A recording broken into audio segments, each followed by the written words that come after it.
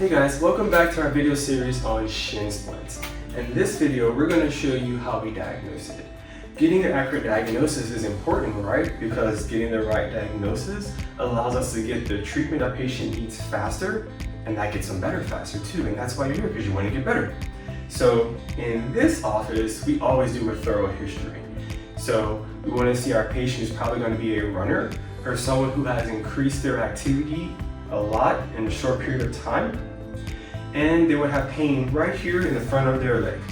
Now, typically that would be all that we need to diagnose shin splints, right? Because shin splints is a relatively easy thing to diagnose, but there are some special tests that we can do just to confirm that our patient has shin splints. The first thing we want to do is just palpate the area. So have our patient lay on their back. And remember, in order for it to be shin splints, it must be in this part of the leg. So we're just going to feel our patient's muscles here, looking for any tenderness. And remember, this can also become a stress issue on the bone. So we would just feel along the bony parts of the leg here, and we would look for like little bumps or some nodules. That means the condition has been here for a while, and we're starting to see a little bit of a bone reaction. Now, after palpation, we can do a test that will elicit pain in the region that's kind of similar to what our patient has when they're running. So we have our patient stand up, and they're going to do what's called the single leg hop test. So the patient's just going to stand on one leg and hop up and down.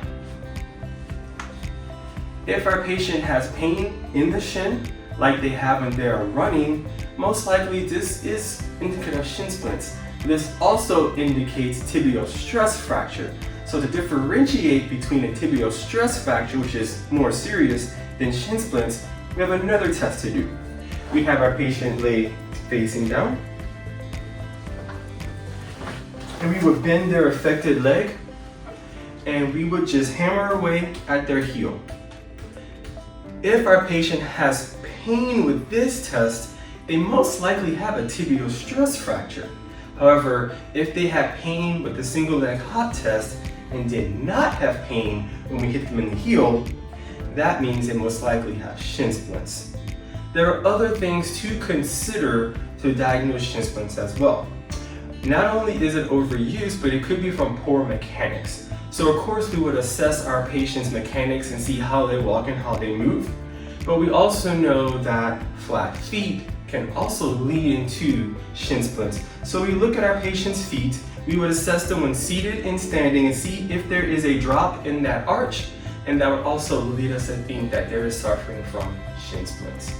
So now that you know how we diagnose shin splints in our office, stay tuned, because in our next video, we're going to show you how we treat it.